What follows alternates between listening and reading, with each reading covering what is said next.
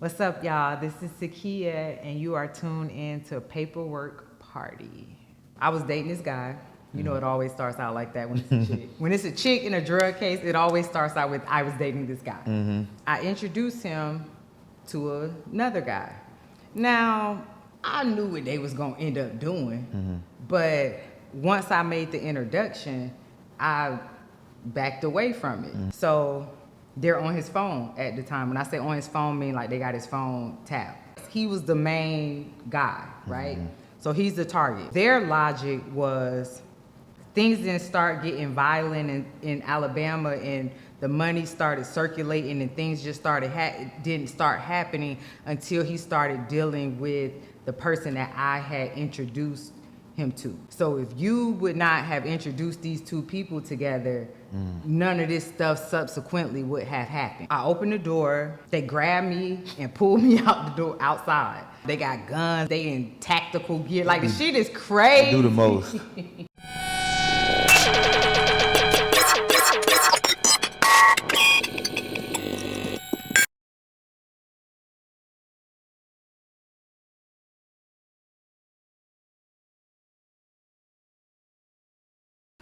This is the Paperwork Party.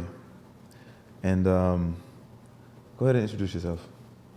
First episode, huh? First episode. Dope.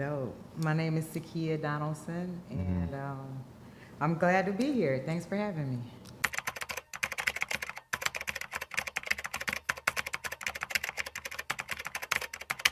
Looking real lavishly. Thank you. Look like you got some money. Right. Listen, we just working with what we got. Yeah. We just working with what we got. You don't look like what you've been through. God is good. God is definitely good. So you went to federal prison. I did.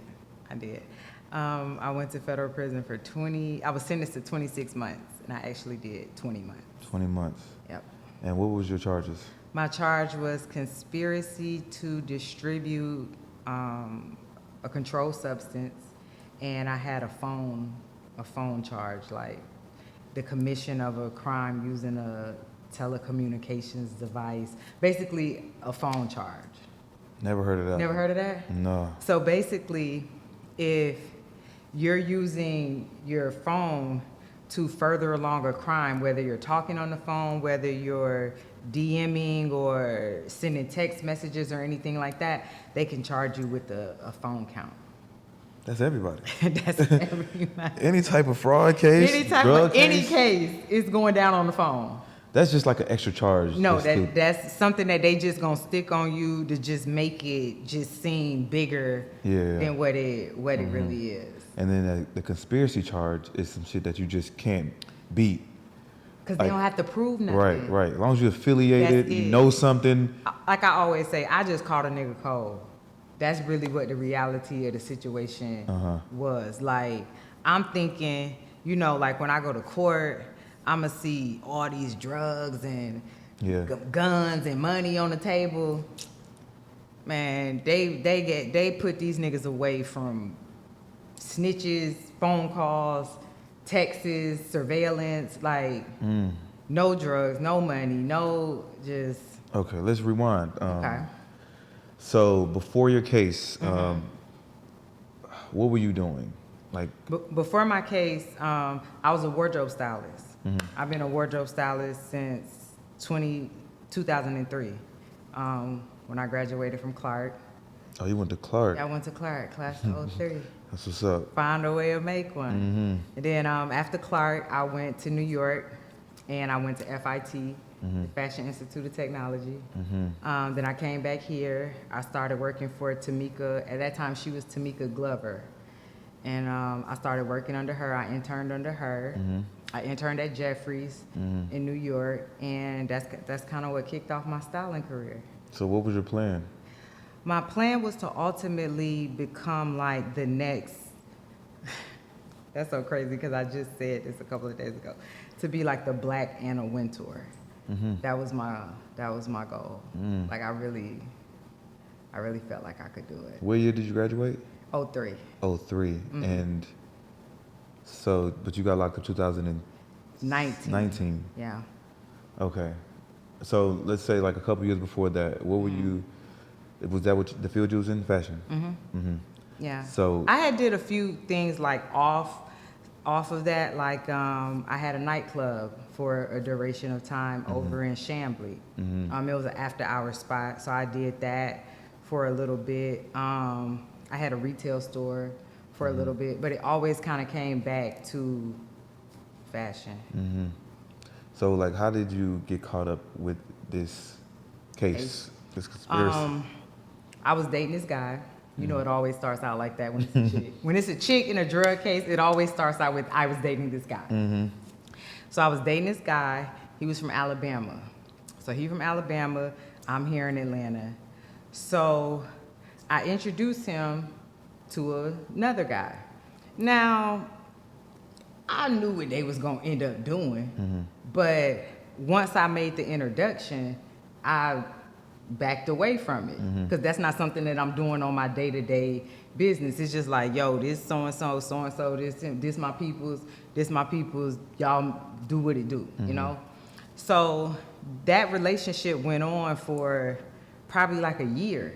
Like when they came and got me, I wasn't even still dating the guy. Like we had stopped dating. We were still cool because I don't really be falling out with dudes, but we were still cool, but we weren't dating anymore.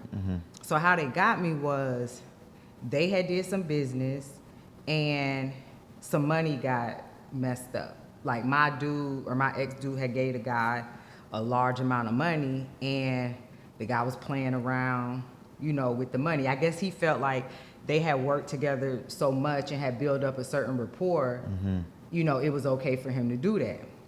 Had he would have said something to me about it, I would have told like, he my people's, but you know how you got people they cool, but you know in the back of your mind like they are susceptible to do fuck shit. Yeah, you know what I mean? So if he would have talked to me about that, I would have been like, I don't really think that's the best way to do it. You might just want to stay rocking how you rock. But he didn't. So he gave the guy the money. So when the stuff started getting funny, he called me. Now at this time, the people are on his phone because there's, like I said, he's from Alabama. I don't go to Alabama, so I don't know what the hell they got going on down there. But the investigation started from down there. So they're on his phone at the time. When I say on his phone, I mean like they got his phone tapped. So he calls me and he's like, what's up with your mans? You know, I gave him this, whoop, whoop, whoop, and now he moving funny. And so I'm just like... Saying it's all on the phone. All on the phone. So I'm just like, bro, like, all right. So then I call the guy, like, hey, you know what I'm saying? Like, what's up? Like, what's the problem? You know? And he's just like, I told him, sis, it was da-da-da-da. And I swear, it was just that simple. That's the extent. That's why I only got one phone count. That's what they got you for. That's what they got me for. Because they said, so when these people came to my house, bro, imagine the shock. But their reasoning was, first off, it was like 37 people on my case. I only know one person, and that's my ex. He was the main guy, right? So he's the target. So their logic was, things didn't start getting violent in Alabama, and the money started circulating and things just didn't start happening until he started dealing with the person that I had introduced him to. That was their logic. Like, the drugs got bigger, the money got bigger, the crime got bigger, everything got bigger. So if you would not have introduced these two people together, none of this stuff subsequently would have happened. That was their logic. So now they got 37 people on the case.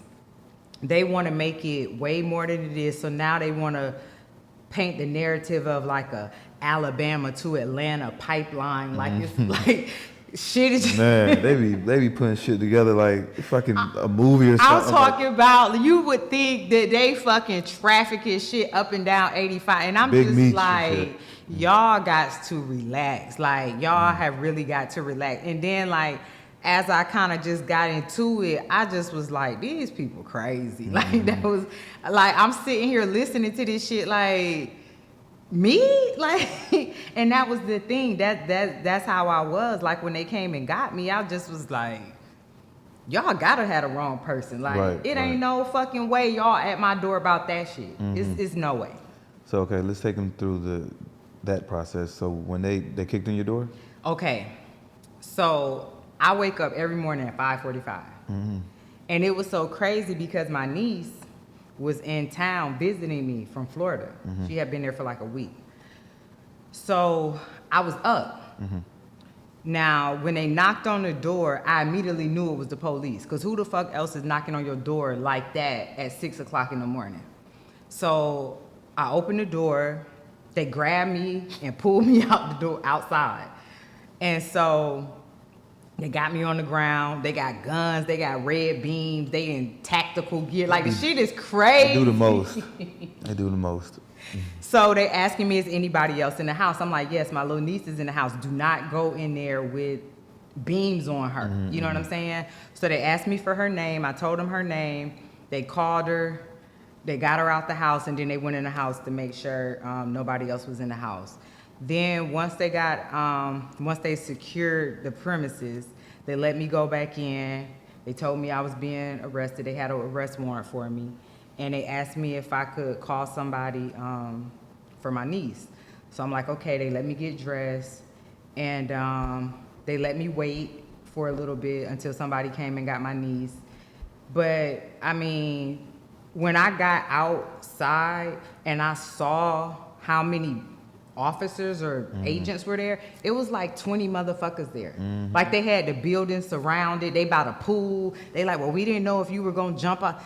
I'm like, jump off the back? Like, who doing that? Like, y'all crazy. It was just like, what? And then still, like, I'm still like, what the fuck is going on? Like, this has got to be a mistake.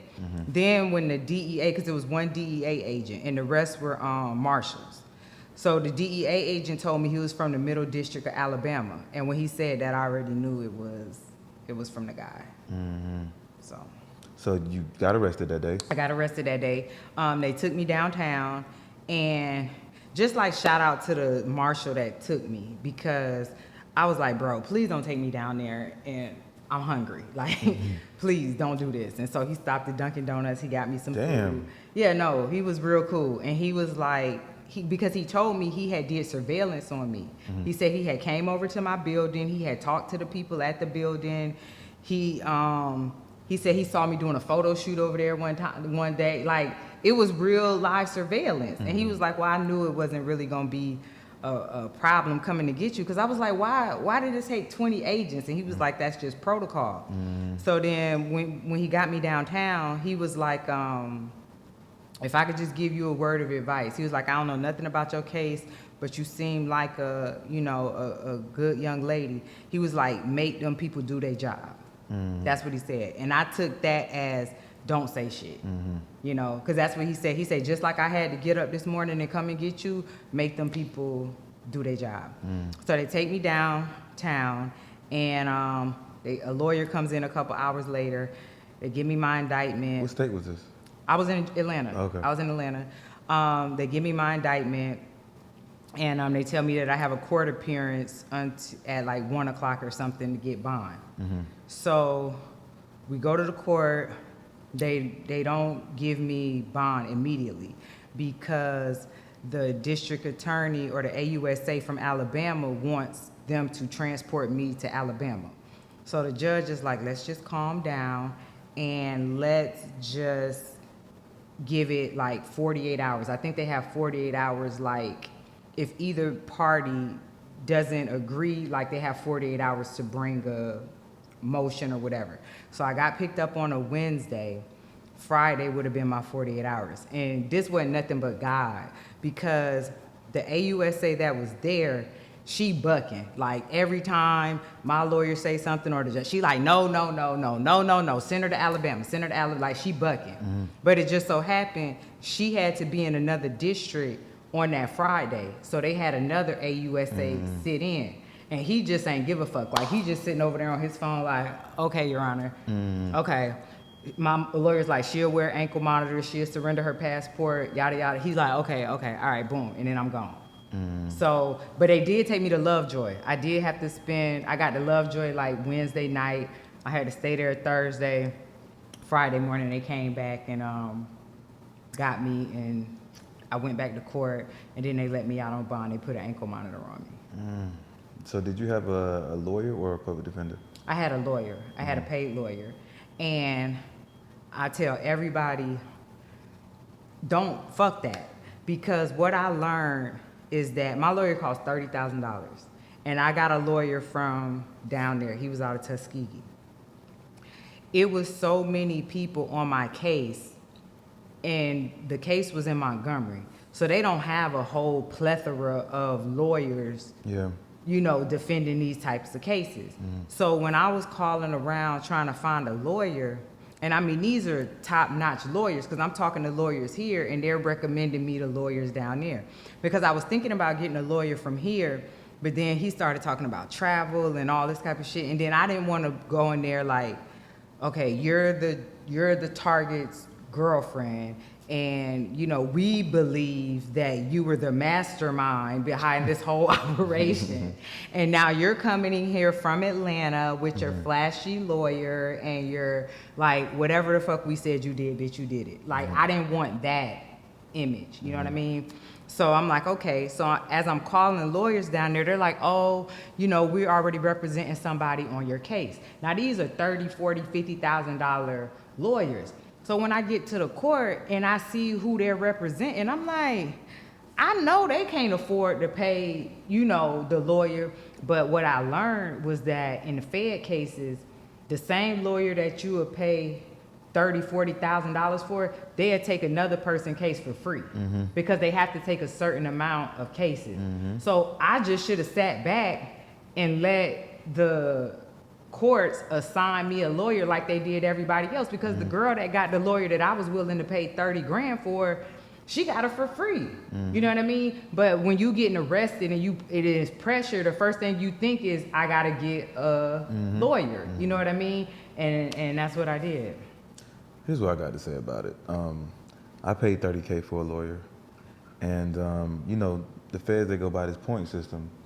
So it's like, okay, you get this lawyer, and they have to sentence you based on the scale where you right. meet what your range is. Right. I don't give a fuck if you bring Perry Mason, Johnny Cochran, and Matlock in that motherfucker. You gonna get what you supposed to get. Right. And I didn't learn that until my PO told me. When I tell you I had the coolest PO, because he was from here, Jason. I can't think of his last name. Pre-trial or? Pre-trial. And he told me, he came to my house one day. He was like, your lawyer? I was like, yeah, he okay, he cool. And he was like, look, Ms. Donaldson, you gonna get the feds is different from the state. The state could play around and this, that, and the third. The feds ain't doing that. He said, you gonna have a number right here, you gonna have a number right here. Wherever them shit meet at, that's what the fuck you gonna That's get. your guidelines. That's your guidelines. He was like, so you gonna get the same state whether you pay for it or whether they give it to you for free. But of course, that's after I done retained the lawyer and he done went to court for me a couple of times. And then, like, I worked my lawyer. Like, bro, first off, I'm mad that I done gave you my money. Second off, like, they took my passport and I got arrested in August. And my birthday is in October. So I was planning on going to Greece. Like, I had my trip paid for. I was gonna get surgery. I done paid for my surgery. Like, I was supposed to go get my surgery like 3 days after they arrested me. I think I was supposed to go on the 9th. They picked me up on the 3rd. So about a week later, I done spent money on that. I done paid for my trip, all this. So they take my passport. So I'm bucking like, I am an American citizen. I have not been convicted of anything. I need to go on my trip. Like, what the fuck? Like, how y'all not gonna let me go on my trip? So my lawyer's just filing motion after motion. So I go down there and they just like, Ms. Donaldson, like, come on, like, we're not gonna let you go to Greece. Like, you know, and it was just all type of shit. They had me on like a 10 o'clock curfew. I'm like, I can't come in at 10 o'clock. I be having shit to do. You know what I'm saying? I got stuff to do. So he filing a motion like, due to Miss Donaldson's job, you know, she have to, you know, be around. And at that time I was working for a magazine. I was working for a fashion magazine. I was an editor. So I'm like, you know, I got to go to certain events. I got to be able to interview people. I got shit to do. I cannot be coming home at 10 o'clock. Like, I remember I had to lead a BMI awards with fucking Janet Jackson because my ankle monitor was about to start going on. And I was just like, oh my God. And that shit happened to me, bro, at a photo shoot. I didn't really understand the charging mechanism of it. And I wasn't fully charged. And I remember I was at a photo shoot. It was with Trina. And that shit just started beeping. And I'm like, you know, I'm looking around like, what the fuck is that? And then I'm like, fuck. It's my ankle monitor. So I got to make up a lie like, oh my God, I have to get home. My alarm just went off and the people just called me and I didn't hear the phones or not. Like, I had to make up a whole story, but. So it beeps at the time that you're supposed to be in the house? No, it beep. Yeah, mine did. Like my curfew time, it started beeping. It beeps like in increments. Like it's gonna beep 30 minutes before you're supposed to be there. Then it's gonna beep 15 minutes before. And then if you're not there when you're supposed to be there, that shit just gonna go crazy. Damn. So I'm running around like fucking Cinderella, like trying to get home. And I just was like, nah, bro, this ain't it. So he actually, you know, filled out a motion and they changed it to 12 o'clock, midnight. And then if I had special things like that I wanted to go to, they would extend it to 2 o'clock. Like I wanted to go to the mayor's ball that year. And so they let me go to that. They let me stay out. I mean, they were pretty lenient, you know. And then I guess the judge had got so tired of me filing motions. He was like, look, just let her PO decide if she should be doing this stuff. Like, I don't want to see her every time, you know. And then I got to drive all the way to Alabama anytime I file a motion because I got to go before the judge. And the shit was just a mess. How long was you on pretrial? I was on pretrial for 16 months.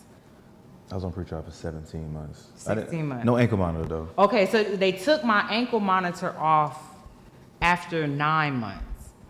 Oh, okay. Yeah, I didn't have it on the whole pre-trial. That's why I thought I wasn't going to prison. Cause I'm like, well, shit. If they gonna take it, you know, they gonna let me be great. You know, that's what I'm thinking in my head. Like, okay, you know, they took it off, and now I don't have no curfew. Now I could kind of move around and wiggle around a little bit, and nah, that was not a precursor to what was to come.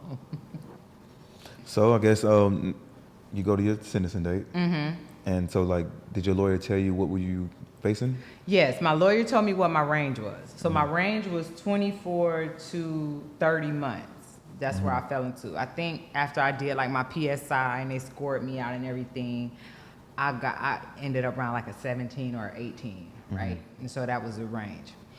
But the shit just had got so crazy at my sentencing because it was so many of us. So I think the first day they were doing like all the girls. So probably I got sentenced in November, like how many girls was on the case? Like 7 girls. So I got sentenced like the week before Thanksgiving. So probably about a month before that, my PO calls me. Like, hey, Sakaya, I need you to come down and give me a UA. And he didn't do that often, so it's like, okay, whatever. So a UA, you know, I had to You smoking? do a urine analysis. No, okay. I don't smoke. So I go down there, I do the urine analysis.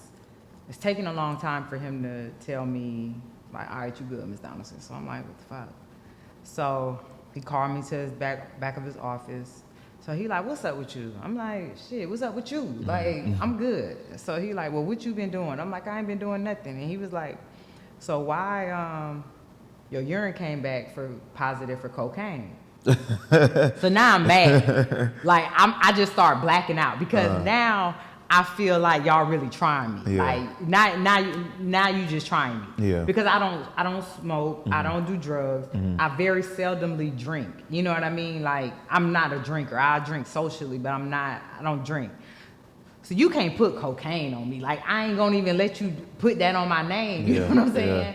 So he's like, I said the shit wrong. And so he's like, I really don't see you being, I'm like, bro, I don't do no cocaine. Cause he a black guy. I'm like, bro, I don't do no cocaine. So he's like, what, a test?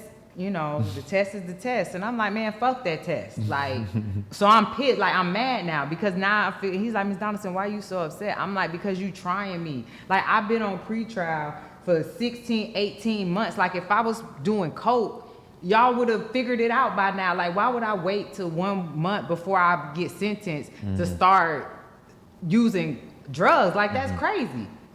So he's like, okay, I'm not going to violate you because I don't think that you did it. But I have to put you on codaphone, right? You know what that is? Yeah. Okay, so the nigga put me on codaphone. So now I'm tight because I don't have no ankle monitor on. So I'm moving around like I'm going out of town. I'm doing what I'm doing. But now that I got to be on this codaphone, I can't even move like that because I got to call the number. And then if my number come up, I got to go tomorrow. Yeah, And, you know what I'm saying? So I can't even dip out of town. Like, so I'm just tight. Like, oh my God. So I remember I leave out the probation office. I'm pissed. So I call my best friend. She's a nurse. So I tell her what happened. So she's like, what have you been taking, like, to change? What have you been taking that you weren't taking before?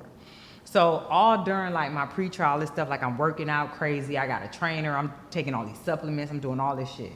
So my friend had gave me some like dieter's tea. That's what it was called, ballerina tea. So he give me the ballerina tea because I'm trying to drop a couple pounds for my birthday.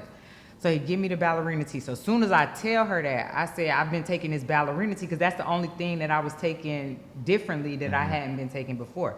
She said that shit got cocaine in it. That's crazy. This is what my friend told me, that's a nurse. That's so I'm crazy. like, what? She like, bitch, it got cocaine in it. So she started sending me all these different articles and all this old other shit. I'm like, what? So now I got a homeboy who has a lab on Northside Drive, right? So he has a lab on Northside, and he had came home from the feds because I had met him when he first came home from the feds.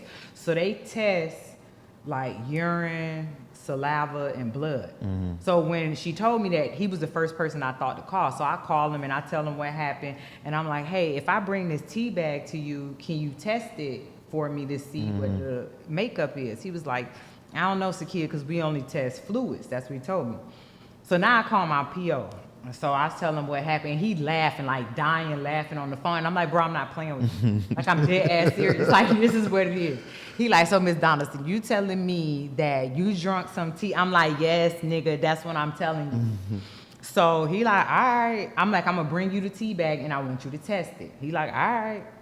I say, take it to that same weak ass lab who said I had cocaine in my system. Send it to them. So I take the tea bag down there. Now, all leading up, because it's about a 3-week window from the time where I got the positive UA to the time for me to go get sentenced. So I go in the day of my sentencing. I still don't have the results yet back from the lab.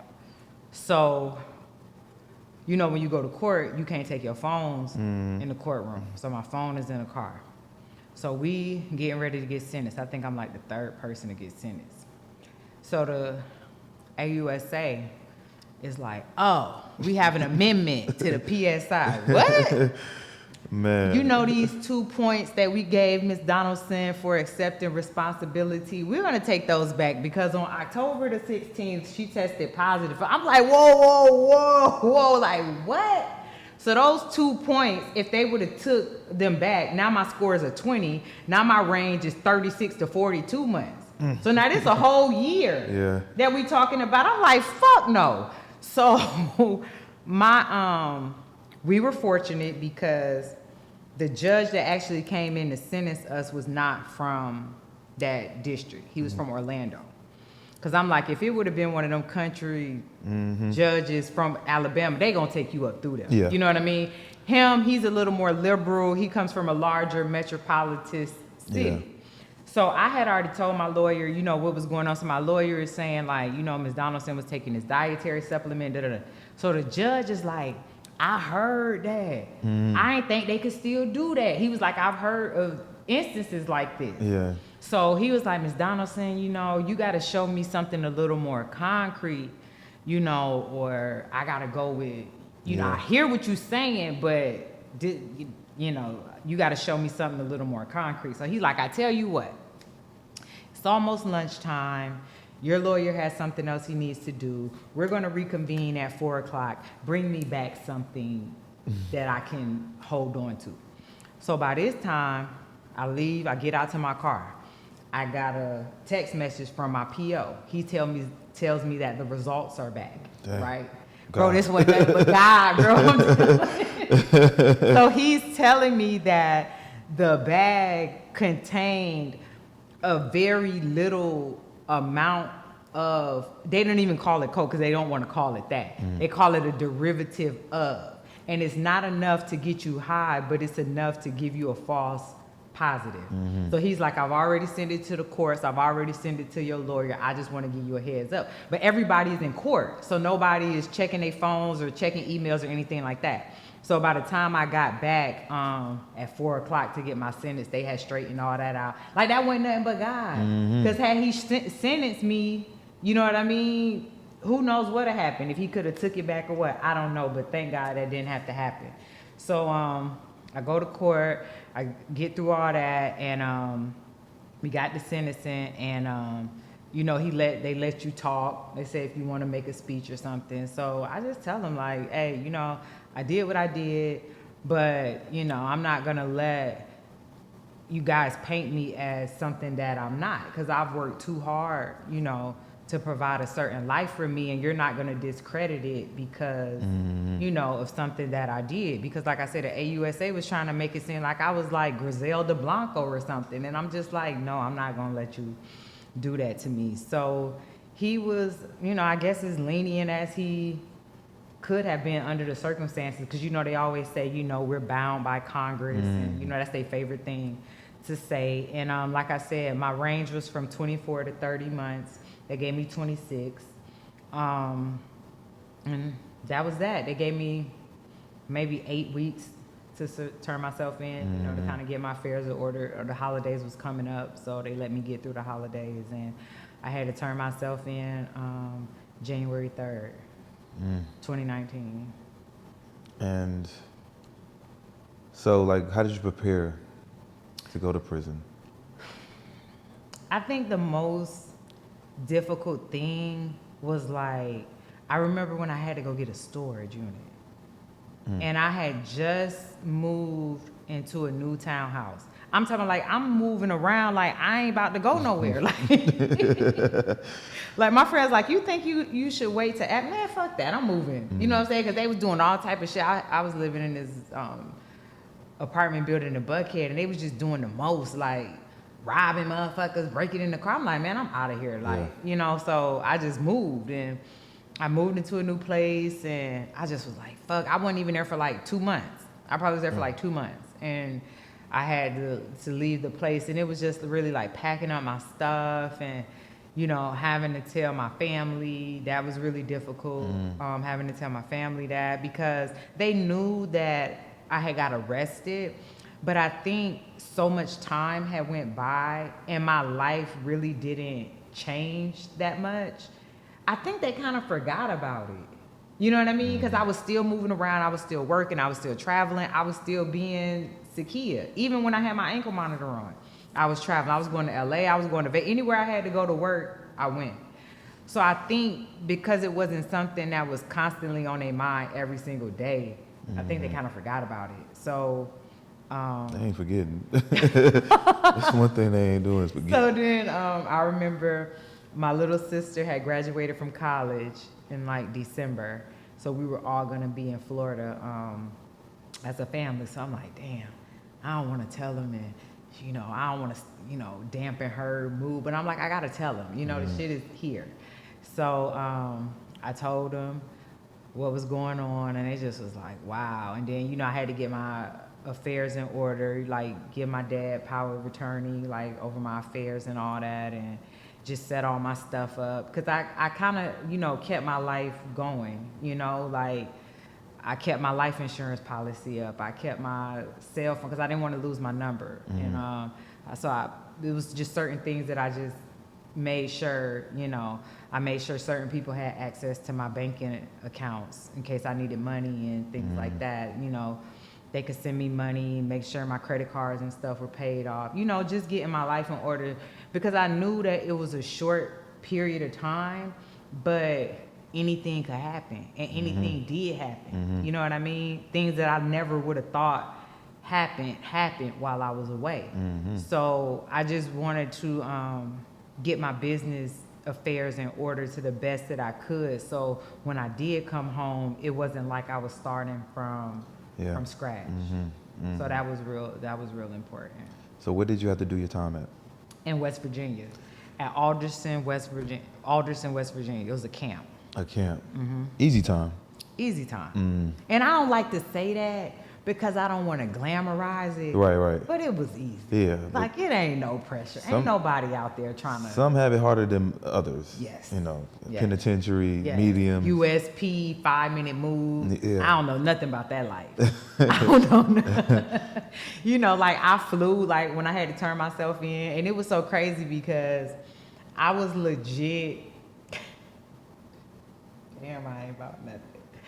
I was legit trying to get an extension because that year was the Super Bowl was in Atlanta in 2019. I missed it. I missed it. No, and I had like job opportunities. You know what I mean? And I just was like, man. So I remember I had had my lawyer put in for an extension, and he put it in right before the holidays. I had to turn myself in on January 3rd. So by the time, you know, the courts closed during the holidays and all that. So by the time I get word, I think he told me on the 2nd. I think I got an email on the 2nd that they were going to extend it, but for 14 days. I would have needed them to extend it like 30 days. Yeah. Like, I'll go in right after the Super Bowl. Like, that Monday, I'll leave. You know what I mean? But let me get my money. You know, let me get my money. And by the time I got word of the extension, I had already broke my life apart. You know what I mean? Because I got to go the next day. You know? So I just was like, let me just go ahead and go and get this shit over with. So I actually flew to West Virginia. Yeah, I flew into West Virginia. I flew to West Virginia. And I had to turn myself in by 2 o'clock. I had to turn myself in by 2 o'clock. And I got in really early, like 10. So I'm like, oh, you know, I can just hang out at the airport. I can eat. I can do this. I had my phones with me because they told me, like, I can bring stuff. And then once I got there, I could ship it back home. So I knew I was going to have to call an Uber, so I needed a phone.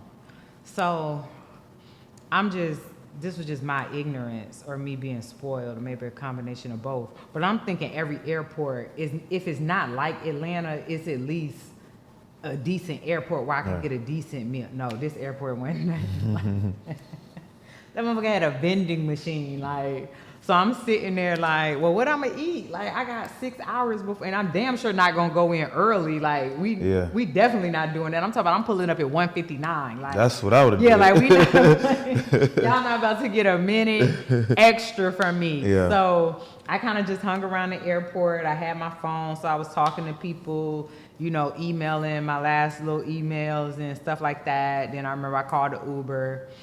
I had the Uber take me to like Subway. It was like a Subway right before you go down the long road to get to the prison. And it's so crazy because when I walked in the Subway, it was so obvious that I was on my way to the prison, because it's like, ain't no black people got no business around here. You know what I mean? And I remember it was January, it was super cold.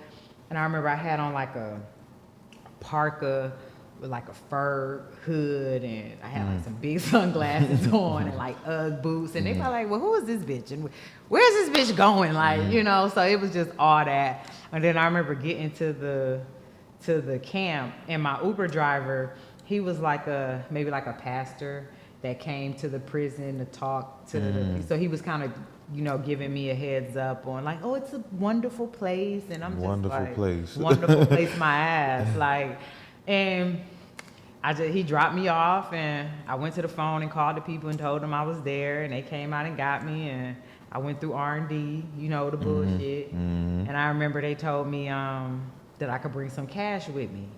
So that night before, I had went out with a whole bunch of my homeboys. We had went to the strip club. So they had gave me a whole bunch, like I probably had like $3,000 worth of like ones and fives. And so the lady pissed because she got to count the money and give me a receipt. So she's like, why do you have all these ones? And I'm like, I went to the strip club last night. Like, That's just what it is. And then they got me in there. I signed all my shit. They sent me up the hill. Mm-hmm. And I was in prison. So did you have like some type of like agenda, like knowing that you got to do 2 years plus? Yeah. Like what was your mindset going into prison? Like, okay, I'm gonna do this. My mindset was, I was just like, okay, let's look at the bright side, because I'm an optimist. I'm always going to try to find the silver lining. And I actually turned 40 while I was there. I spent one birthday there, and it was my 40th birthday. And I remember I had all these plans. I'm going to go to Ibiza. I'm going to turn up for my birthday. I was saying that at 35, you know. So my plan, my mindset was like, okay, Sakaya, not too many people in their life can have a period of time where you are only responsible for yourself, and you can spend that time and be selfish. Of course, prison ain't the way that you want it to be, but if that's what it gotta be, that's just what it gotta be. So my goal was to kind of reevaluate the decisions and the choices and the associations that led me here, and how could I circumvent that and make sure that that doesn't happen again. I was really into working out because that helped me get through pretrial. You know, like working out and training, because I really felt like I was fighting for my freedom, because I really was. And it was like, I'm not gonna be indicted and fat. Like that ain't gonna work. I ain't gonna be indicted and broke. Like I'm not gonna do it. And so I started teaching myself French while I was there, because I'm like, hey, if I'm gonna get back out and I'm gonna get back into my fashion stuff, you know, I plan on spending a lot of time in Europe. I've been to Europe a few times. It's not really that cool when you can't communicate and move around and things like that. So these are just skills that I wanted to have, you know, in my arsenal. So I started teaching myself French. I started working out. I was teaching a workout class there. Like, I still have people that hit me up like, you don't even know, you know, how you inspired me, how you know, all of this stuff. I wrote my second book while I was in there. And that kind of happened by like happenstance, you know, just given the situation.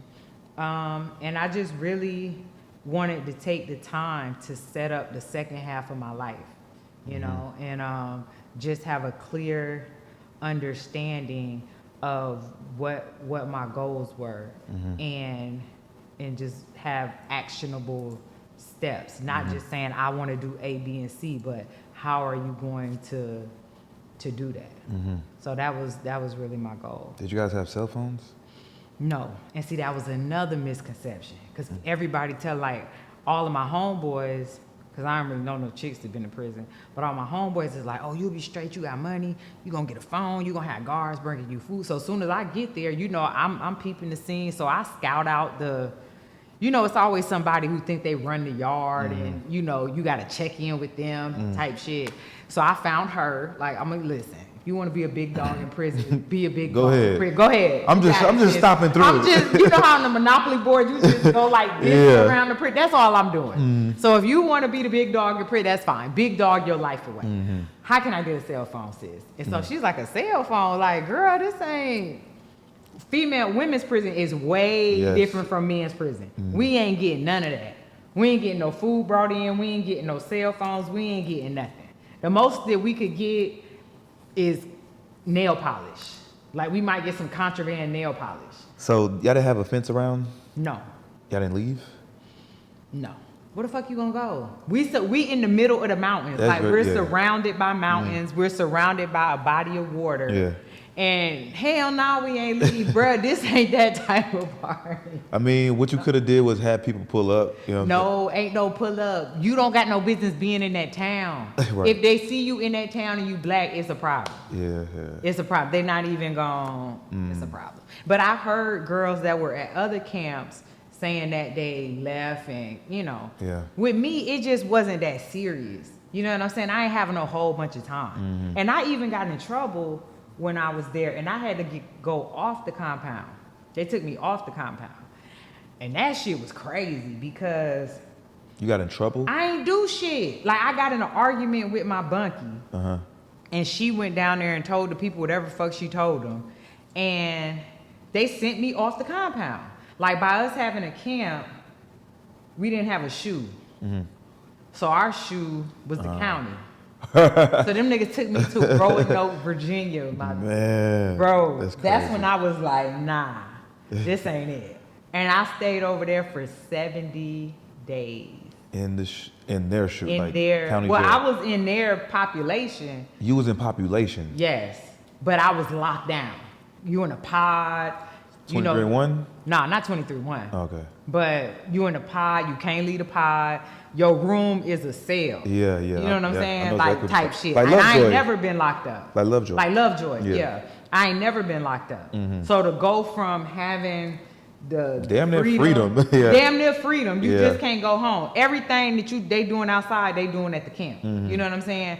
So to go from that to like jail, that shit was different. And I was like, these crackers crazy. Like, that's what I was just saying in my head. Like, these people are crazy. And then I'm being an optimist. I'm trying to look at the bigger picture. So once they sent me to Roanoke, and my family is calling, because I done called them like, yo, these people done moved me for some shit. I got into it with my bunkie. I'm thinking, like, this prison, you can't argue with a bitch. Right. I ain't beat her ass or nothing. I just, like, because she was like a lady. She been there for hella long. She don't have no family. So I was like helping her out. And then, see, I didn't know that. I didn't know you couldn't really help motherfuckers out, because now they feel like entitled. You know what I'm saying? And I'm just like, hold on, bitch. Like, I'm doing you a favor. You're not going to step down on me about my shit. Like, you know what I mean? Yeah. And she just caught me one morning and I just blacked out on her. So they gave you a shot? I didn't even get a shot. This the crazy thing, bro. I didn't get a shot. I didn't lose no date. Nothing. They literally called me on the red phone. Did y'all have a red phone? And some shit? Okay, so we had this thing in the front of the unit called a horseshoe. Was basically the guard station where if the guard is in there, that's where they're gonna sit at, and it's a phone right there. So anytime anything go off, anytime they looking for somebody, whatever, they call them on the red phone. So they called me on the red phone, told me I needed to go see the warden, go to the assistant warden. So when I go down to the assistant warden, they asking me like, did I threaten? That's what the lady said, I threatened her. And so I'm like, threaten? I'm like, man, no, I didn't threaten her. You know what I'm saying? I'm being nonchalant because I know I ain't did shit. And next thing I know, they telling me to dress out, and then I'm like, what? Then I just blacked out. Like, man, fuck you, fuck all y'all. Because y'all about to send me out anyway. You know what I mean? So it was just a mess. And so I'm thinking, like, my family is calling. So they're like, okay, well, they said that somebody should come over there and see you, and then within 60 days, they'll come back and get you and then transfer you to another prison. So in my mind, I'm like, well, shit, they might send me to Coleman, which is in Florida. And that's like 40 miles from Tampa. Because I couldn't really get no visits in West Virginia. Like, who the fuck coming to West Virginia? You know what I'm saying? Now, when I was in Roanoke, my brother came and saw me because he drives trucks. And it was easy for him to pull up and just see me. That Fed shit, they was on some other shit. So I'm thinking that, like, okay, if I gotta stay here for 60 days, but the end thing is they moved me to Coleman and I can see my family, people can come see me, I could live with that. Man, them crackers came and got me and took me right back to West Virginia. I'm like, man, this the over for the under. Like, y'all really on some nut shit. And so it was just like, it was just weird. And then from there, I finished my sentence, and then COVID hit. Did it go by fast? Your sentence? It did. It did. It really did. Like, now that I think about it, because we was chilling. Like, you really, you know, you got up, you went to work, you went to, you know, you watched, you know, Undisputed, you know, you did what you did. I worked out twice a day. I played cards, I read, you know, and it ain't hard. You know what I'm saying? But like I said, I don't like to say that because I don't want to glamorize it, because at the end of the day, is prison. Right. You know, so The freedom is taken. Freedom is taken. Yeah, you got these people on your neck, and it's just like, what the fuck? So did you go through halfway house? I did. I was at the halfway house for like, I ain't gonna say I went through there. I was there for like a week.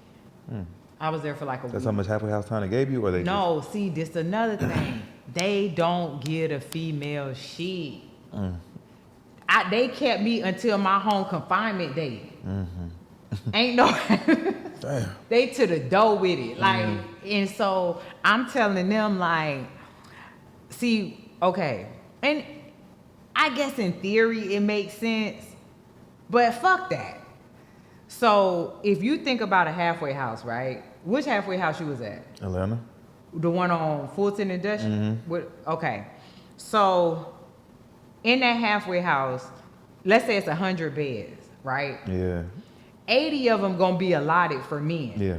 20 of them only gonna be for women. Yeah. So the 20 women that get those beds really, really gotta need those beds. You see what I'm saying? So because I wasn't a person that was in need, it was like we can't give you any halfway house time because the halfway house isn't gonna have like room for you. Yeah. So I mean, I guess, but y'all figure that out. You know what I mean? Like, why I gotta suffer? Yeah. Because y'all ain't got y'all shit together. Because these niggas is getting 6 months halfway house time on an 18-month sentence. I got 11 and a half months. Halfway house time? Yeah. Was you in RDAP? I got kicked out of RDAP. So you ain't even get the year from RDAP. They just gave it to you. See, they wouldn't have never. It's bitches in there did 10 years and got 6 months halfway house time. If you was a man and you did 10 years, they gonna give you like 12 a year. Yeah, they do the women bad. So they kept me until my home confinement date. So they told me that all I would have had to do was check into the halfway house, get my ankle monitor on, and then I would go home, and then I was on home confinement for 2 months. Man, them people kept me at the halfway house for a whole month. And I ain't even gonna say how I got out. Man, fuck that, I am gonna say how I got out.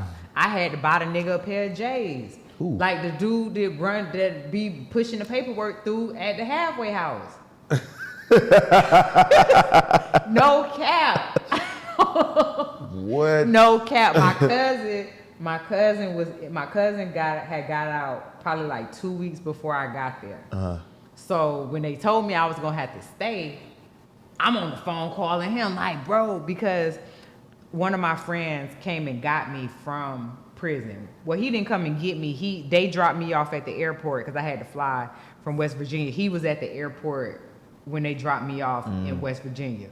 So he had my purse. So he had my cell phone and all that stuff. So I had a cell phone as soon as they dropped me off and pulled off and I seen him in there, I had my phone. So when I had my phone when I got to the halfway house, and you know you ain't supposed to have no phone. They want to search it, register and all that stuff. So I was hiding the phone. So I called my cousin like, cuz, bro, they trying to keep me in here. I'm past my home confinement. They were supposed to just do the. He was like, look, you know the nigga, holla at him. And I'm like, for what? He was like, he wears size 10. And I'm just like, what? He was like, so the dude was like on vacation, but he came back like that Monday. And I pushed up on him like, hey, my cousin so-and-so told me to holla at you. And he was like, what's up? I'm like, hey, what's up? What we doing? And so he told me, I was at. I was gone. I ain't know that one. Oh no, he was fresh too, cause I'm peeping him. Yeah. Cause I was there for like 3 days. It took him like 3 days to get me up out of there. So I'm peeping like, this nigga getting a lot of niggas up out of here, cause he fresh every day, like feet fresh. So that was. I think I know who you talking about. Maybe.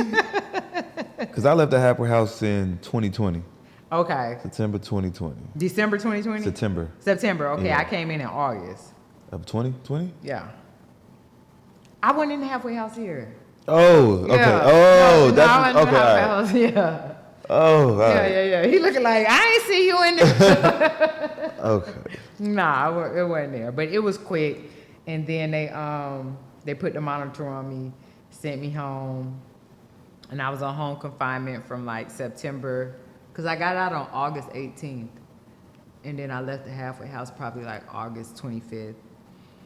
And then from there to November 3rd, I was on home confinement. And that was it. You still on probation? How much probation time they gave you? They gave me 2 years. But I got off In a year? a year. After I did a year. And see, that's another thing. That fraud shit, they dirty for that. Because they want to lock you up and make you pay restitution. Tell me about it. Drug cases, you just going to get time. You know what I'm saying? But that, and then it's like they don't want to let you off if you still got restitution. You know what I mean? So it's like, these people crazy. But yeah, so after a year, I had to petition. I had to get my lawyer to do a petition. And it was so crazy because I actually got the email on January 3rd, 2022, that they had let me off early. So that was exactly 3 years to the day that I had turned myself in. Because I turned myself in on January 3rd, 2019. And I got off probation January 3rd, 2022. So I am done. And then, so after that, now I'm ready to go get my passport. Because I'm like, I got hella trips to take. Like, these people sat me down for 5 years, you know what I mean? And I was used to taking like 3 to 4 international trips a year.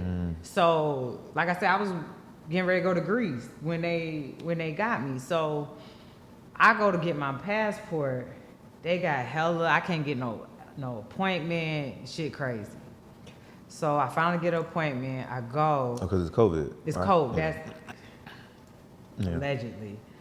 So I go, I finally get an appointment, I go, and they're like, I'm on some Homeland Security list. I'm like, what? Like, what the fuck what are y'all talking about? So I gotta get my lawyer to look into that. So I was on some list. So he got me cleared off the list, and then I just had I was able to get another appointment for May, and I went, so I'm just waiting now to get my passport. You still ain't got the passport? I still ain't got it. Damn. It should be here any day now, though, because I paid for like expedited, so it should be here. And then for my birthday last year, I went to St. Thomas, because that was really the only place I can go without no passport. And when I came back, they hit me up. They had me in but my homeboy had already told me, like, they gonna pull you in that room, because he had hit it. He had went. Yeah. And so the guy that I was with, I had already told him that, you know, he knew what my situation was, and he's a famous guy, you know what I mean? So when the people pulled me out the line, you know, he looking like, well, what the fuck? And I'm just like, just relax. Yeah, they had me in the room like, are you on federal probation? I'm like, yes. And like, is your probation? I'm like, yes. And they called and checked. And I'm gonna tell you a story after when we get off. Man, damn, it's crazy. So life after prison. After prison. What are you doing now? So life after prison has been great, I can say. And when I first got home, I was working for this nonprofit called the FRRC, Florida Rights and Restoration Coalition. And their mission is to help returning citizens get their rights to vote back. So that was a good experience. I've advocated for them on Advocacy Day in the Capitol in Tallahassee. I went up there to talk to lawmakers about, you know, just the importance of us being able to live a productive life after we've served our time, you know. So I was able to do that. I started my own business. Well, just continue, you know, what it was that I was doing. I have a nonprofit that I'm working with now. It's called STEM Exposure. And this summer, well, actually in August, I'll be hosting my first summer STEM camp. It's called A Science of Beauty, where I'm exposing girls to STEM careers in the beauty industry, which are very underrepresented. I do a lot of like I'm not gonna say charity work, but I speak to a lot of young girls, and just to let them know that you can make mistakes, you can fuck up a lot of times, you know, you just kind of have to be right one time. And I heard that from Mark Cuban. That's something that I heard him say.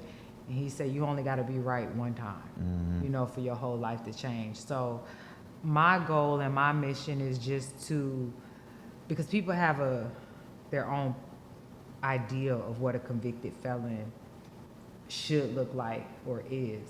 And if you look at me on paper, I don't fit that, you know, I don't fit that mold, but I am, you know, I am what I am. So that was something really important for me. I just recently started working with this magazine called Street Elements magazine, and their demographics are people that are incarcerated. So that was something that was, you know, very important to me, just because people that are behind the wall, they're forgotten about a lot. I was just very fortunate to have a very, very strong support system. Like, I didn't lose anybody on my way. When I say lose anybody, you know how people just fall off and, you know, I was just very fortunate that the people that started with me through the journey ended with me, and they were very, very supportive. And a lot of people don't have that. A lot of people don't have the resources when they get out. I was just one of the lucky ones. So the magazine, that's an outlet for me to kind of share my thoughts and experiences, like on the prison system, on the reform that they claim that they're doing, and also just to kind of highlight people that have done whatever they did their time, and now they're coming home doing something amazing with their life. You know, like what you're doing, what I'm doing, what so many people are doing. They want us to walk around and be ashamed and feel bad, and it's like, fuck that. It is what it is. I did it. You know what I'm saying? It's just something that I did. It's not who I am. Right. You know, and so that's something that I'm really, really excited about, and I'm just, you know, just executing my plans, and things are just falling into place, and I'm just blessed. Yeah. You know. Do you have any regrets? I'm sorry? Do you have any regrets? I can't say that I do, because if I did, if I say I regret something, then that means I'm not accepting of everything that happened after that.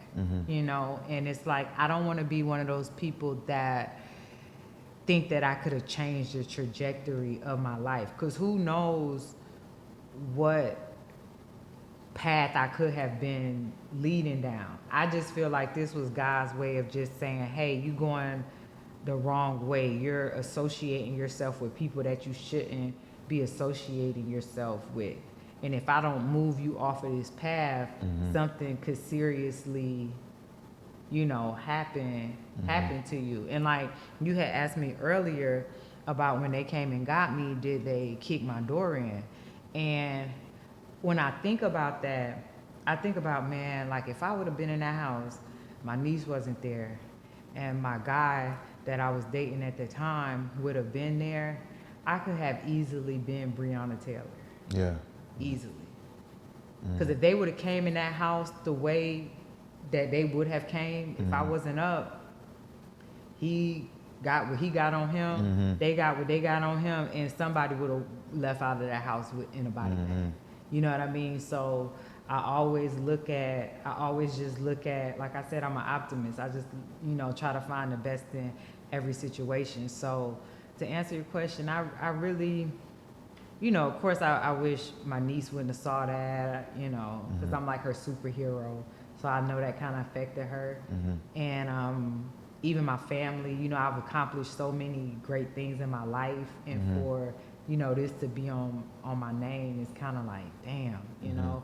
But other than that, I'm alive, you know, and I have the opportunity to encourage and empower and inspire somebody else.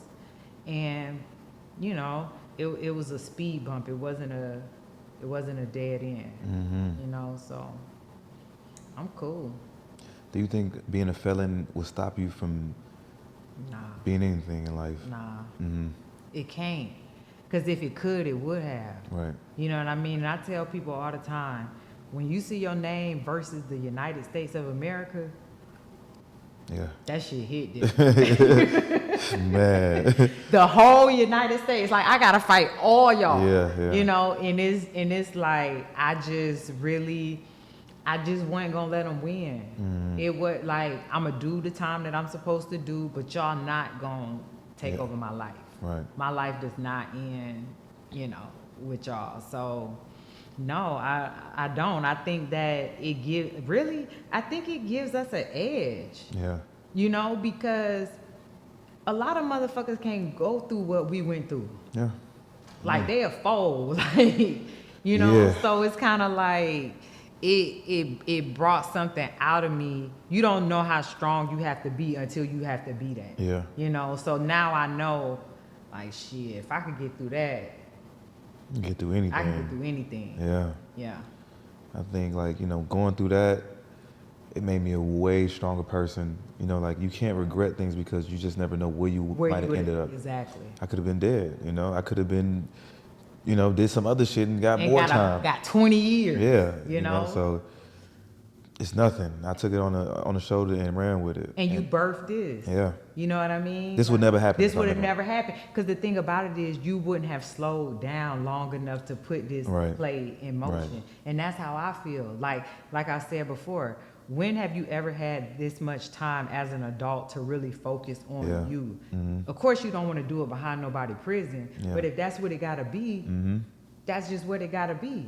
You know what I mean? Now, if I look back in the grand scheme of my life, if I could say, because I was 40 when I got out.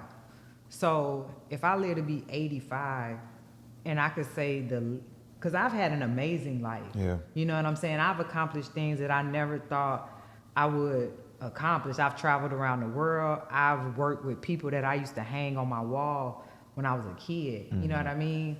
So if I could have used those 20 months to set up the next 40 years of my life, that's a trade I'm going to make every day. Facts. I'm going to make that trade every day. Facts. So. What's the most important lesson did you learn going through all this? Bet on myself. Just bet on myself. And just know that you can do it. Like, you can do anything that you put your mind to, and when all else fails, bet on yourself. Yeah. I like that. So you got these books right here. You want to introduce them? Okay. So, yeah, I have a couple things here. So, this is my book, Fly Girl Approved. I actually wrote this while I was on pretrial. So, and it was just something that I had always wanted to do that I never sat still long enough to do. Because in the fashion industry, I thought, like, when you start wanting to be considered like the Black Anna Wintour or like an expert at something, you always got to have a published work, you know. So it's called Fly Girl Approved. It's an A to Z guide of everything like that fly girl should own. So like what I did is like I took the letters of the letters in the alphabet and I wrote about a certain topic. Like here, like for J, I wrote about jeans. And then I just wrote about like different cuts and styles and washes and stuff for jeans. And then I had this really dope for designer Kalichi. He did like all my illustrations. That's dope. In the magazine. Like for G, I wrote about the gold 24 karat mask by Peter Thomas Roth. I'm really big into my skincare, so it was just something that I use. So it's just a fun read. Like I thought about like, as a young girl coming into my own, it's just like a little self-help guide. So yeah, Fly Girl Approved, Amazon. Dope. And then, so this is the magazine that I told you that I work for, Street Elements. So we actually just relaunched. It's been around for a few years. Like I said, it's really big in the prison system. So we just recently relaunched it, and the cover guy that we used was Bobby Fishscale, who is an artist out of Florida that just signed with Rock Nation, and he's actually a returning citizen. And we released this cover about a month ago, and I probably sent about 50 copies into the prison. And Bobby called me like, we got to do a prison tour. Like, people was on my line, people was in my inbox about this magazine. People don't understand how big magazines are in prison. Listen, this is gold. Yeah. We might not read them out here, Yeah. and then like, so it's really 2 in 1. So it's street elements, and then it's fantasy. So you have like, oh man, the bitches. Need it. Need it. I read every article. I'm reading every article. cutting pictures out. Twice. And you gonna put your name Put on them the on list. bunk. You gonna put it on the list and everything. Yeah. So it has everything. Like, it has the cars, it has the girls. Man, You know, lifesaver, man. Lifesaver, yeah. So I don't work on the fantasy side. Yeah. I work more on the street element side. So, you know, we have just helpful things in here. I think Kevin, this is the guy that the editor, Kevin Campbell, and he did a 2 Fed Biz, I think. And he's a very successful entrepreneur in Tampa. He has a landscaping business that does numbers. Hold on, let's read this real quick. They say how to stay out of prison. Yes. 3 tips. Number 1. Stay away from crash test dummies. Man. 1. Number 2, keep your same routine. 3, look at the clock. Okay, so hold on, let's read them. Stay away from crash test dummies. Protecting your peace is important. You will have individuals who are around you, whether it's family or so-called friends, who do not take into consideration the whole totality of their actions and how they could affect you in a negative way. Jail. As soon as you recognize this, I advise that you remove yourself immediately. Then keep your same routine. You have to keep the same routine. When you were up the road, you had to wake up at 6 o'clock in the morning, get ready to go to work, call, direct yard, or education. You had a routine of getting up early, doing something. Once you come home, keep the same routine of getting up early, staying busy, look for jobs, look for opportunities or some more education. You also can go work out physically. That way you can keep your mind focused on doing something positive to keep the negative thoughts away. And then 3, look at the clock. Every time you find yourself in a situation that may put you in a bad predicament, basically back in prison, look at what time it is and remind yourself of what you would normally be doing at this time if you were locked up.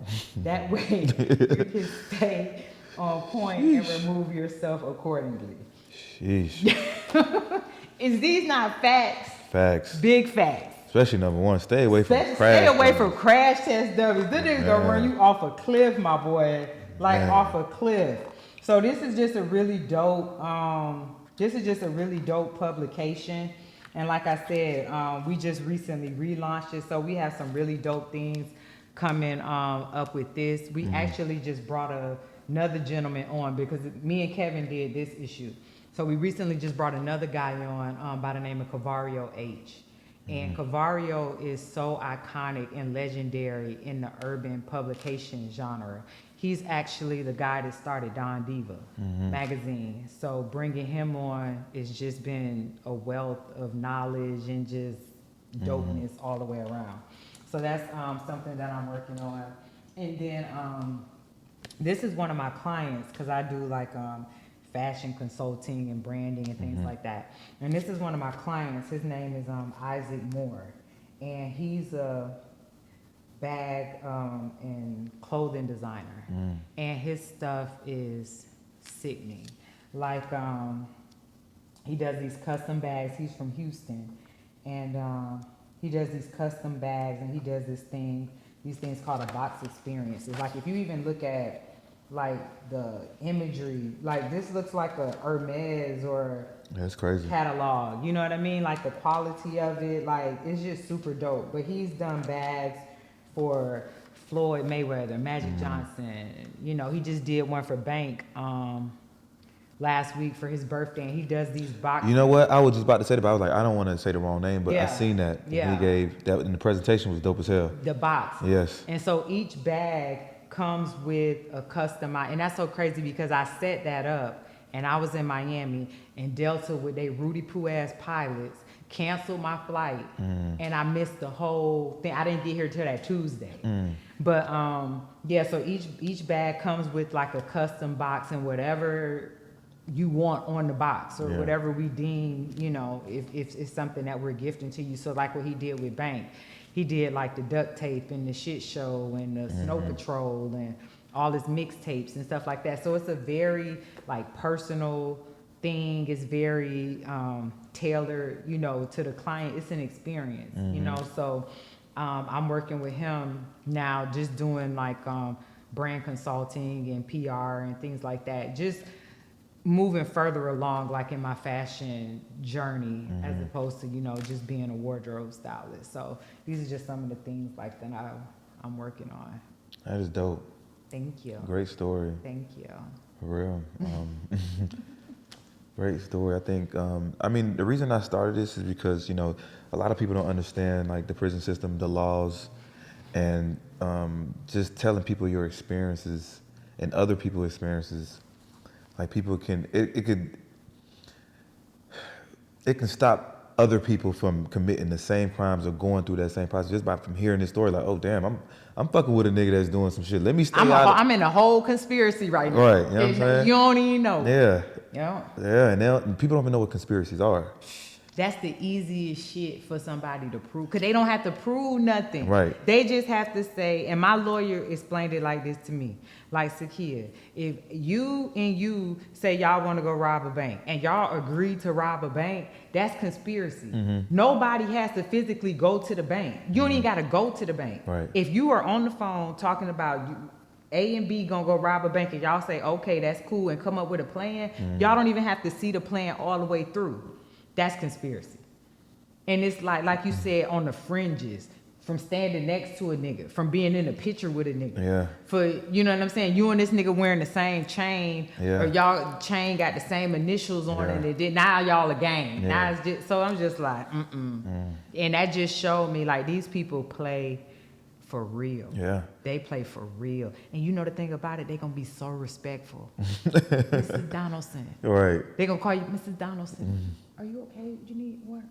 Oh, okay. Would you like something? Okay. They're gonna be so respectful, and they're gonna take your ass up through there. One thing I did while I was in prison, I talked to a lot of people. You know, I heard, you know, so many cases and so many stories, and there's a lot of shit I didn't know. Like, I was moving so crazy, you know, like... You was a whole crash test. Yeah, you know what I'm saying? Like, I was moving crazy, and it's like now going through that experience, I know what to look for, you know, like, I know what not to do, who not to be around. Like, I'm just more conscious of it, because, like, shit, if you ain't been through it, you ain't gonna know. You don't know. And then it's like, now you in this situation, and they gonna box you in. Yeah. Like, they don't have a 98 point whatever conviction rate for nothing. Yeah. They gonna box you in. Yeah, yeah. You know, either you gonna stand on business or you gonna fold. Those are your only two options. You not beating the feds. You not. They locked Martha Stewart up. She was at my camp, you know. They don't care nothing about none of that. Your ass is going to prison. If that paperwork say you gotta go to prison, you going to prison. So, and like you said, people be out here moving all types of reckless ways and don't even understanding what their consequences are. Because if you would have told me introducing two niggas together was gonna put me in a conspiracy with all the other stuff that I had going on, you gotta find your own connect. You know what I'm saying? I can't do, and like I said, I was so far removed from that, I ain't know what the hell was going on. You know, but like you, just like I did, one phone call to another person, boom, now you in, cause you the glue. You know, and they gonna hang their head on that, and that's how they was talking. And I'm just sitting there like, hell nah, like nah, y'all tripping. But you know, but we came out on the other side, and shit, we here. Now we here. We here. You know, and like, how long did you have to do? I did a total of 26 I think 26 or 28 months in prison, and then A year. 11 months halfway house. Okay. So you Which did is roughly freaking- about 4 years. Yeah, almost.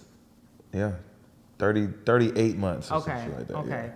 Now, if you can see that those 38 months set you up for all this and the trajectory and the goals that you see for this, Can't be mad. you can't be mad. Can't at all. You can't be mad. And- Because had you not did them 38 months, what the fuck was you gonna be out there doing? Still being a crash test dummy. Yeah, running it up. Running it up. With no type of like. With no plan, No. no exit strategy, No. end game, Yeah. nothing. I didn't have none of that. None of that. Nobody has any. People that's out in the street doing this type of shit, nobody's like, okay, I'm going to do this until I reach this. And then once I reach this, I'm going to transfer over to transition into. Ain't nobody thinking about that. Nah. Niggas waking up every day and their goal is to run it up. Yeah, and then we don't even know what up is. Yeah. Like, it ain't even, it's not even an end point to it. Like, okay, once I get to a meal, I'm going to stop. It ain't even that. It's more like until the feds come get me. Basically. That's what it is. Or till the shit stop. Until it stops. Till the well dry up. Until the wheel. Yeah. We gonna ride this bitch till the wheels fall off. Yeah. Like, that's the nigga motto. Yeah. You know what I mean? So it's like when you operating like that, it's like you said, what's the purpose? What's the point? You know what I mean? Okay, you got all this money, or what you perceive to be all this money. You can't even really do shit with the money for real. Yeah. Cause you a ghost in real life. You ain't filing taxes, you ain't paying taxes, you ain't doing this. So what you really doing? You ain't doing nothing but spending the money on bullshit. Bullshit. Bruh, bullshit. So I try to preach that though. Like I try to tell people, you know what I'm saying, like niggas that's in that field, shit to watch out for, bro. You know what I'm saying? Like I done been through it. You know what I'm saying? Like you gonna run through that bread. It's like you might have a chance to run it back up. You might not. Feds might come. Feds might not come. So it's like shit. Take that money. All you need is really 100,000, 200,000, and that should have changed your life. yeah. If you play it right. Right. If you do it right. Yeah, you could really change your life. Yeah. But you gotta have a plan. Yeah, no plan. No plan. You just assed out. And that's why I was just like, I go back and I have my notebooks that I had while I was in there. And even like my book that I told you that I accidentally wrote, that came about when COVID hit.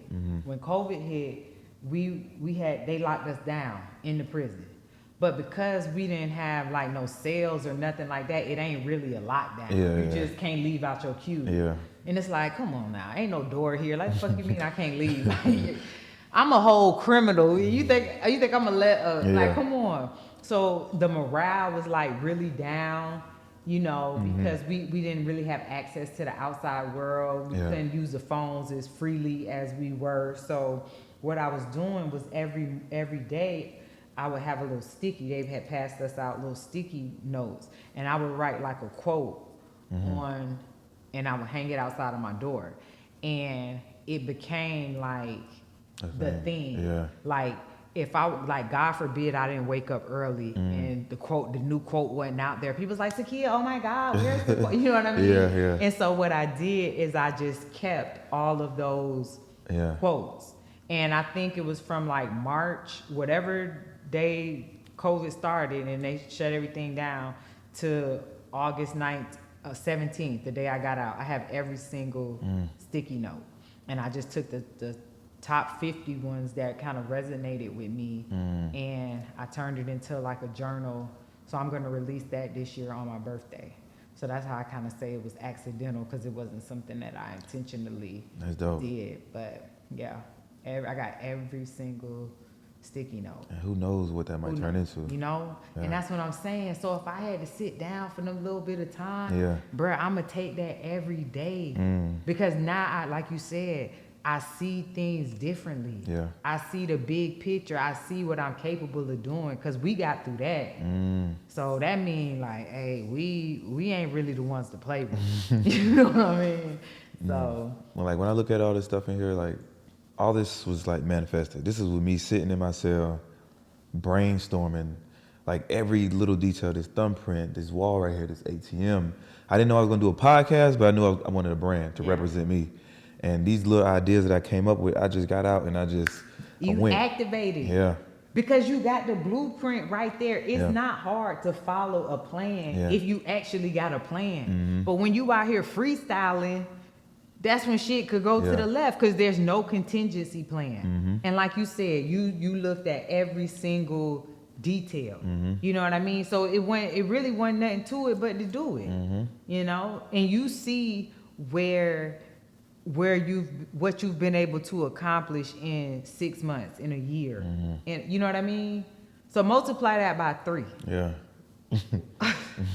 What we talking about? Now we talking Spotify numbers. Now we talking, you know, strategic partnerships with, you know, major media conglomerates. Because that's where it's going. They giving these podcast deals like they giving NFL contracts. Yeah. Like they running up a check, you know, and you building the infrastructure and a foundation that you never would have been able to build had you still been doing what you was doing. I probably had a lot of money, Yeah, but you wouldn't have knew what to do with it. You would have been jumping on every wave. Yeah. Nigga, come on, hey bro, you need 50,000. We gonna Yeah. flip it. Boom, that 50 gone. Yeah. Nigga done ran off on the plug. Fucked it up. You know, done fucked it up. Done Yeah. fucked up the money. You know what I mean? Or I'ma get, you know, 25 Airbnbs. Okay, then the people find out you got the Airbnbs and Yeah. the CPN. Now they done shut all that shit down. Like niggas, you know, niggas gonna do nigga shit. Yeah. You know, niggas gonna nigga. You know what I mean? But when you sit down and you really put a play together, you know what I mean? And it's more of a mental thing. It's more of a mental thing. Like once you put the play together, and I always used to say this, it's one thing to have a dream, and it's a totally different thing to make it happen. yeah. It's a totally different Action. thing. You And could dream all day. You could dream all day. Yeah. But you got to put some hustle behind them prayers. And when you do, that shit gonna go. It's gonna go. Like, I'm a walking, talking testament of that. You are a walking, talking testament of that. When you can see things as vividly as a logo, Yeah. you know what I mean? To the detail, like, damn, this how this shit gonna look. This how it's gonna look on a t-shirt. Because everything gotta be measured on a t-shirt. Yeah. Like if it look good on the t-shirt, 9 times out of 10, it's a good logo. You know what I mean? So for you to be able to visualize that and take, you know, the acronym for fraud and turn that into something, you know what I mean, positive. And, you know, because these adjectives have a negative connotation, finessing. Yeah. Fraud, and you know that's not something that's looked at in a positive light, you know. But shit, you finessing life. Like I'm gonna work my move, and I'm gonna get what I'm supposed to get out of this one life that we got. And it ain't nothing wrong with that. Shit, run it up. I'm run it up. Foot on gas. Do not stop. Go. And that's just my mentality. Yeah. Because at any given day, D-Cracker showed you your shit could go from Man. how you think them boys feeling in where they at? Yeah. Yeah. I was looking at that shit with Gunna. I was like this. Shit I was fucked up. just looking at him. He had the Med. How you go from that? How you go from that? I mean, you bunk at the bed. highest level of To the bunk bed. He probably ain't do shit. 3 hots in a cot. Man. You all in fucking the Amalfi Coast with Poochie and on the cigarette boat, and you really pimping. Nigga sick right now. Sick. Sick. And I'm just like, damn. That's how quick this shit And that's is. how quick. That's how quick you could be up and gone. So, yeah, man, but congratulations. Like, me and you have been talking a lot, you know, via like DM and stuff. And I just was like, every time I see something, you know, that you post or something that resonates, I be like, dang, he really doing his thing. I appreciate every every like comment, DM, like. Cause everybody ain't real. Yeah. It don't take nothing. If you see somebody doing their thing, like salute them. Yeah. Cause you don't know what they had to go through to get to that. You know what I mean? So, hey boy, I see you doing your thing. Keep going, keep pushing. That ain't gonna hurt you. Right. But you don't know what it can do on the other side for somebody else. You know? So I salute you. Like, I love to see this type of shit. Like, man, y'all can't stop us. Hell no. Like, y'all cannot stop us. We is up and stuck. Yeah. And that's just the way, that's just what it is. So. I appreciate this interview. Thank you, Jonathan. I hope it was good. I think this was dope. I think this was dope for doing the first one. I got a lot of people I was locked up with, man, like some big hitters, like some BMF niggas. I was locked up with Loon. Wow. Where were you? I was in Yazoo. Where is that at? Mississippi. Okay. Yeah, we was at a low. Okay. But I met some good dudes. You know what I'm saying? Good dudes that was really heavy in the streets, and they just fuck with me. You know what I'm saying? Like, I never try to put on a persona in prison. Like, niggas come in there and you could be whoever you want to be in prison. I'm talking about. And I was doing this, I was doing that, man. But you short 3 noodles. Yeah. But you got down the man in these streets. Man. Listen, now that we home, I'ma tell you when shit got crazy for me. Cause I'm a very person, I be by myself. Yeah. I'm not a real, that type. And I ain't coming to prison to make friends. Like I got real friends outside. Yeah. Like I ain't gonna be here that long. Do my time and get the fuck on. So when my pictures started coming in, and then my people sent me a copy of one of my books, it was just like, man, this bitch thinks she booked it. I'm like, I ain't said nothing. Yeah, the pictures are saying. The pictures that, listen. Yeah. I don't have to tell my story. Time will. Yeah. You know what I'm saying? And now that we home, damn, Playboy, where the fuck is the Hummers at? You know what I'm saying? Where all that fly shit you was talking, I don't see none of that. And I wasn't even saying shit. But I'm moving how I move. Yeah. Because it's like somebody might send me a picture and my Instagram name on the bottom of it. I done literally called a bitch writing my Instagram name down. And she gonna email that shit to a motherfucker like, look on this bitch page and see, man, bitches is telling me this. Yeah. And I'm just like, wow. And I knew that shit was crazy when a girl came and told me, she was like, I had just got there. And she was like, you got to kind of watch how you move, because people be talking. Because, I've been hearing that somebody said, like, they never seen you brush your teeth. This was the Jonathan, look at my teeth. White. Do I look like a motherfucker? They mine. Like, I was born with these. You know what I'm saying? I go get cleanings every 6 months. Do I look like a bitch that don't brush their teeth? And I'm just like, y'all really watching?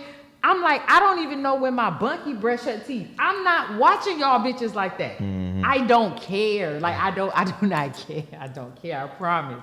But that shit, I was like, wow. Okay. Yeah. So this what they do. Yeah. All right, cool. And like you said, you could be anybody you want. That's why I say you want to be the man on the campus. You want to be the big dog. Be that. Be that. Be that. I'm going to let you have all of that. I promise I'm not going to stand in your way.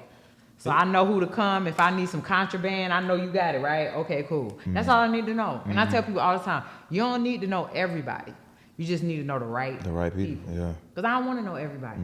I just need to be able to put my hands on a couple motherfuckers that's going to make some shape. I try to stay quiet in there. Yeah, I did too. But you can't. Yeah, you can't. Your aura and your persona, and I'm telling motherfuckers like, oh, that bitch thinks she all that. I'm like, bruh, I'm wearing the same Timbs, the same shit you got on. What? What the fuck?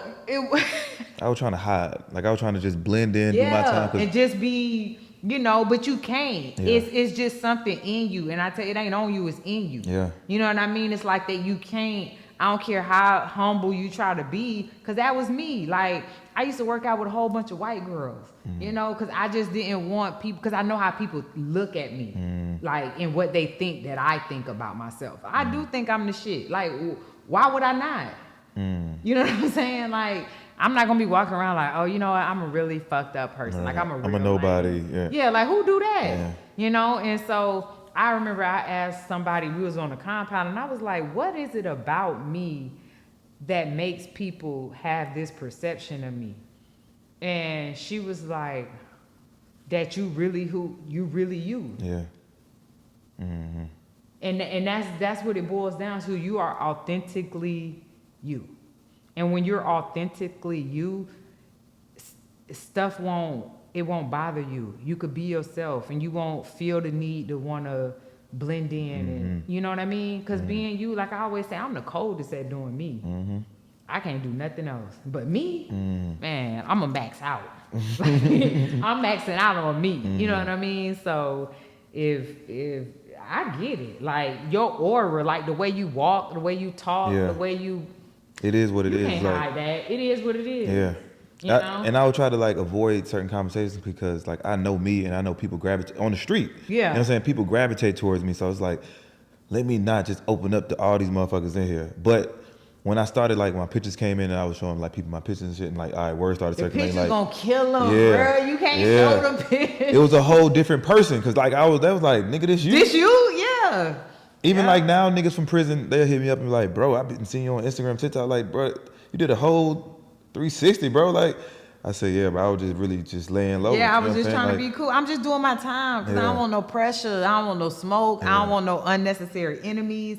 I don't want any of that. I'm just here to do my time and get back to my real life. Yeah. That's it. And my plans and what it is that I got to do. Yeah. And that's it. So I feel you, but yeah, I'm super proud of you because this is dope. You. This is a dope platform and I just see great things for you. But I'm gonna definitely hit you up. I told you I want you in the magazine. Definitely. Yeah, and we sending that shit right back the way you say you was at. Yazoo, Mississippi. Yazoo, Mississippi. I got them niggas locked in right now. We gonna flood that bitch. I'm talking about. They gonna be passing that bitch around like, I'm telling you, that's how it is. Hell yeah. They gonna be passing that bitch around like that nigga was in here. Yeah. He was so and so. Yo, Bunky in the. I'm telling you. It's gonna be big too, because that's what they need to see. They need to see that. That's facts. Like, you, man, fuck these people. Come home and handle your business. Yeah, inspiring. Yeah.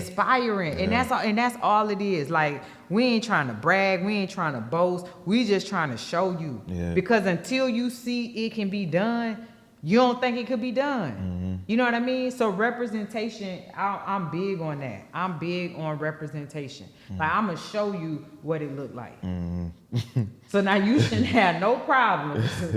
Look, listen, this that little post I made the other day about I'm gonna teach guys how to do this and I'm gonna give away my scat pack. Man, my homie called me today, was like, hey bro, you give me a scat pack away? This nigga in Yazoo right now. I was like, what the fuck? He's like, bro, everybody talking about you rich as hell, talking about you giving away a whole car. You rich as hell, you giving away cars, my boy.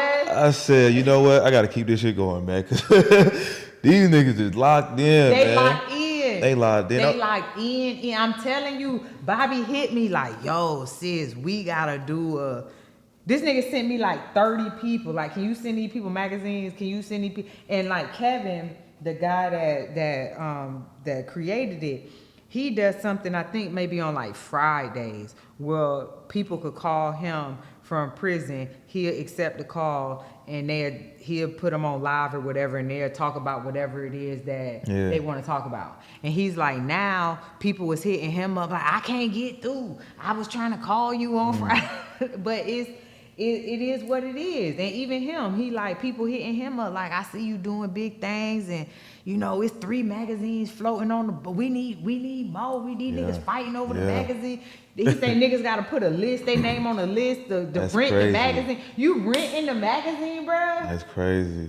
Send them niggas some more, man. I'm about to. Send that shit. I just got a whole box of them. That's what somebody hit me, Bobby's sister hit me today. Like, hey, we got a couple more people we could send. Yeah, we gonna do that. We gonna do that. Flood that shit. Yeah. That's a lifeline. That's a lifeline. You know, if for you to see your people who they right next to you. So if he could do it, I know you could do it. And another guy that I'm getting ready to work with to put on the cover. I started designing the cover already. I talked to his manager. He's from Orlando. His name is Moot Boy. He's an artist. And Moot Boy recorded, he like a legend in the Florida prison system. Like, ain't nobody bigger than Moot Boy from in prison in Florida. He recorded a whole album on a burner phone, on a trap phone. Yeah. Sent the vocals out. His people put it to the beat. Dropped it like a month before he came home. Did a whole rollout. My boy had like 20 shows booked when he came home. Like, ran up a bag. That's crazy. Like, charted on Billboard and everything. See? This what I'm telling you. So you can't tell me if a nigga could make an album from the prison, like, you can't tell you, and you can't go to the studio. Yeah. You don't really want it. You know what I'm saying? You don't really want it, bro. You don't want it. cap it. You don't want it. Yeah. This nigga was on a flip phone. Yeah. You know what I'm saying? And came home and he ain't stopped running. He ain't stopped running since. And then what was so crazy, and this is the thing, that's why I'm saying so many ways to make money. I'm talking to Mook and his lawyer. They telling me this nigga get a 5-figure check every month from streaming music in the prisons. Oh, it's in the system. Yes. Damn. That's crazy. Who would even think of that as a That's demographic? crazy. You know what I'm saying? Like, that's crazy. And he's saying like, yeah, I get a lot of streaming money from them. That's why I'm saying when I put him on that cover, yeah.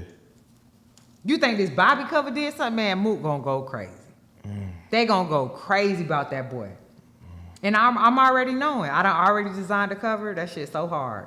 So I'm gonna do the interview with him in the next couple of weeks. Get that shit, and we gonna go. But yeah, like I ain't stopping. It's up now. Like the best thing they could have did that's the best thing they could have did. Is what they did. You know? Because like I said, you don't know how strong you gotta be until you got to be that strong. So I done showed myself what I could do. So, hey.